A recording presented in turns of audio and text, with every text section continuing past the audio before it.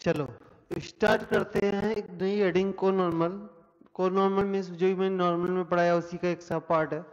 ये एडवांस के लिए मेंस के लिए नहीं है, जो कि मैं ऑलरेडी बता चुका हूँ कि नॉर्मल एडवांस के सिलेबस में। तो आप ऐसे मानो कि ये मेरी नॉर्मल की इक्वेशन है। अगर मैं इसे h, k से पास कर दूं तो ये इक्वेशन कुछ ऐसी, और इसे हम इस फॉर्म में कन्वर्ट कर सकते हैं। मतलब ये हुआ कि from point h, k maximum 3 normals can be drawn. तो h, k की डिफरेंट वैल्यू के लिए, h और k की डिफरेंट वैल्यू के लिए m की मैक्सिमम 3 डिफरेंट वैल्यू आ सकती है, मतलब मैक्सिमम 3 नॉर्मल ड्रॉ हो सकती है। If normal draw net A B C are concurrent, अगर 3 पॉइंटों से अगर हम नॉर्मल ड्रॉ करें, वो एक पॉइंट पर कट करें, तो इस पर कॉन्करेंट एट पॉइंट P मतलब कोई भी random point, then points A B C are called conormal point. अगर तीनों पॉइंट तो इनको क्या बोलेंगे, कोनॉर्मल पॉइंट। कोनॉर्मल पॉइंट मतलब P हमारा h, k था, वहां से ये 3 नॉर्मल है ड्रॉ हो सकती है, जिनकी स्लोप हम यहाँ से निकाल सकते हैं। अच्छा, अगर ये नहीं यहाँ से निकला सिग्मा m 0, क्योंकि सिग्मा m होगा कोफिशिएंट ऑफ m स्क्वायर, तो m स्क्वायर का कोफिशिएंट मिसिंग है, मतलब सिग्मा m 0 है। और सिग्मा m1 m2 m3 ये तीनों फॉर्मूले क्वाड्रेटिक में पढ़ाए थे, वहां से समझ में आया। कैसे, 2 चाहिए तो हाईएस्ट पावर से 2 का m का कोफिशिएंट अपॉन ए, इसके लिए -k अपॉन ए। क्लियर है। चलो अब हमें पता था कि नॉर्मल की जो इक्वेशन आई थी वहां हमने -t को m माना था, तो वापिस हमने m को -t माना, तो ये इक्वेशन हमें मिल जाएगी। माइनस आएगा, पूरे में माइनस का मल्टीप्लाई करके ये इक्वेशन हमें मिली है।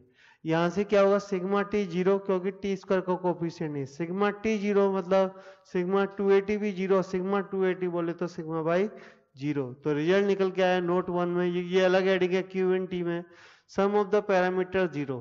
सम ऑफ पैरामीटर का मतलब है sigma T 0, T1 T2 T3 का सम कितना होगा 0।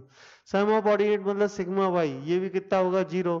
मतलब सिग्मा वाई 0 मतलब सेंटर्ड कहाँ आएगा, एक्स एक्सिस पाएगा इस केस में, लेकिन एक्स का बराबर 4ai में कहाँ जाएगा, वाई एक्सिस पर। तो लिखा है कि डेल्टा मतलब sorry triangle with vertices H conormal point will have centre at axis of parabola. अगर 3 पॉइंटों के जो अगर तीनों को नॉर्मल पॉइंट है तो उनका जो सेंट्रोइड है वो कहाँ पर आएगा, एक्सिस पर आएगा। मतलब वाई का बराबर 4x के लिए एक्स एक्सिस पर आएगा, सिग्मा वाई 0 होगा, और x का बराबर 4y के लिए कहाँ पर होगा, y एक्सिस पर आएगा, वहां सिग्मा x 0 होगा। इतना नोट करिए, नोट 1 के आगे के पार्ट लिखता हूं।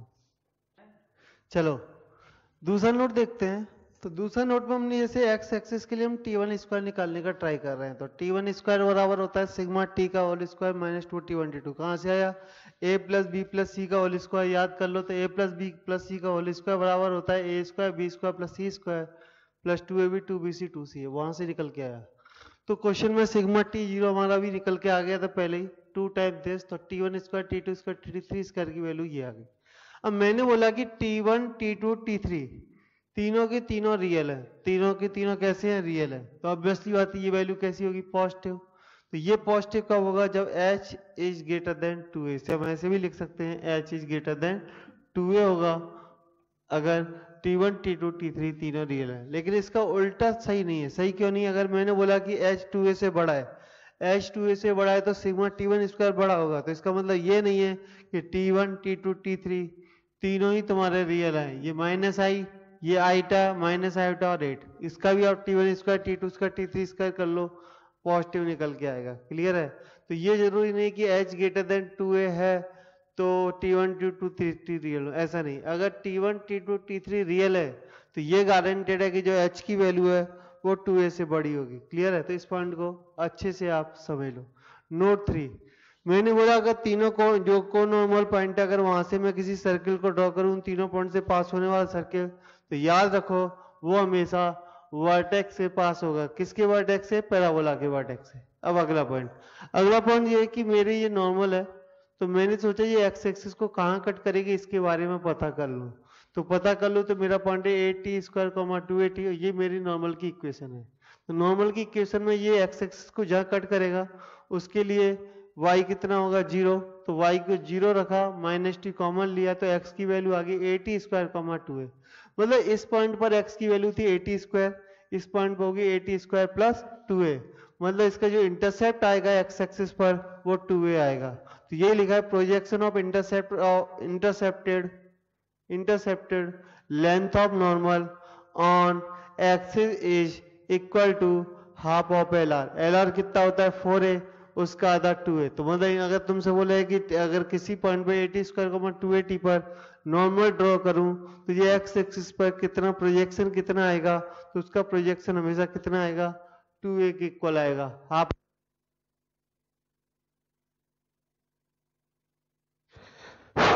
हाफ ऑफ LR के इक्वल आएगा. क्लियर है, ये आपको याद रखना है. एच ग्रेटर देन 2a होगा अगर T1 T2 ये तुम्हें दिया है कि तीनों जो नॉर्मल है वो रियल हैं, तो जो h की वैल्यू है वो एट लीस्ट 2a के इक्वल होगी. क्लियर है, तो चौथा पॉइंट भी नोट कर लीजिए. एक दो पॉइंट और है उन्हें भी देखते हैं और इस लेक्चर को फिनिश कर.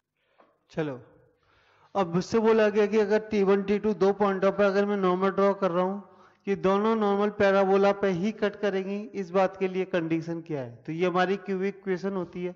ठीक है, इस क्यूबिक इक्वेशन से T1 T2 T3 ये वैल्यू होती है KYA, और ये तीनों कहाँ पर कट करेंगे वो पॉइंट भी है तुम्हारा 2A T3. सही है, तो K की वैल्यू कितनी होगी 2A T3, क्योंकि ये दोनों तीनों चीजें कहाँ पर कट करनी चाहिए, ये तीनों लाइन है.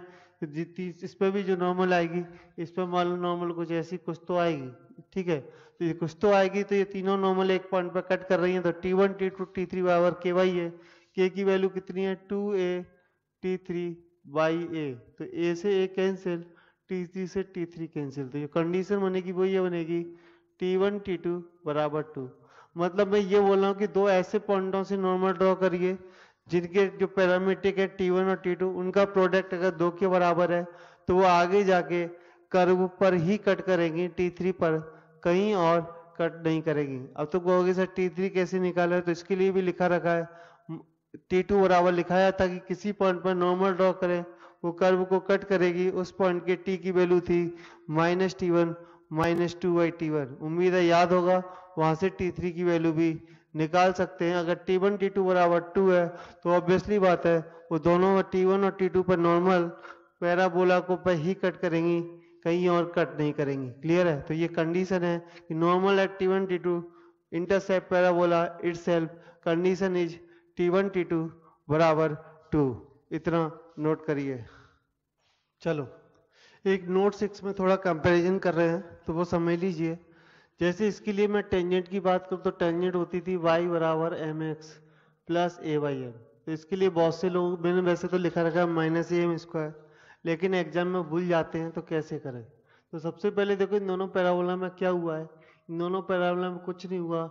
y है वो x में बदल गया है, जो x है वो y में बदल गया है. तो यही काम आपको करना है और कुछ नहीं करना है. तो बदल देंगे तो ये आ जाएगा x बराबर m/, plus a/m.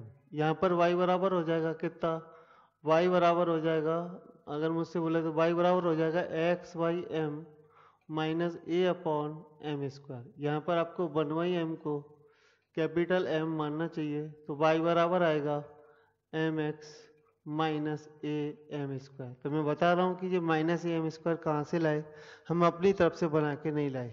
Similarly same काम अगर हमें नॉर्मल के लिए बोले तो हमें याद कराया गया, ये आपको याद करना ही है, -mx minus 2am minus am³, ये आपको याद कराया गया है. तो जब इन्हें रिप्लेस मारेंगे इसके लिए, तो रिप्लेस करके ये कितना आएगा, ये आएगा x बराबर m/, minus 2am minus am³. यहाँ से क्या होगा x/m बराबर y, तो पूरे में से m कॉमन लेके ही तो डिवाइड किया, तो -2a माइनस am². तो y बराबर आ गया माइनस के x/m. y बराबर आएगा, सॉरी प्लस का ही आएगा x/m.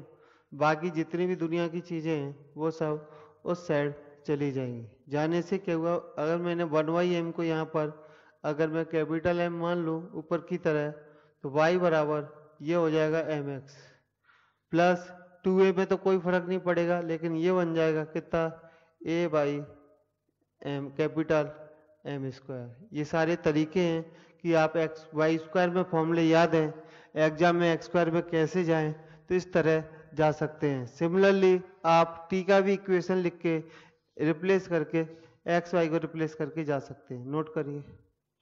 तो यहाँ तक उम्मीद आपको समझ में आ गया होगा. तो कॉनॉर्मल हमने कॉनॉर्मल पे थोड़ी सी थ्योरी पढ़ी, तो थ्योरी ऑलमोस्ट खत्म की तरफ है, कुछ इंपॉर्टेंट नोट जो रह गए हैं और कुछ क्वेश्चंस हमें प्रैक्टिस करने हैं, वो आगे के भी 3-4 लेक्चर और पैराबोला के हम बनाएंगे, उनमें करेंगे। आज का लेक्चर यहीं खत्म करते हैं। ओके, थैंक यू, धन्यवाद।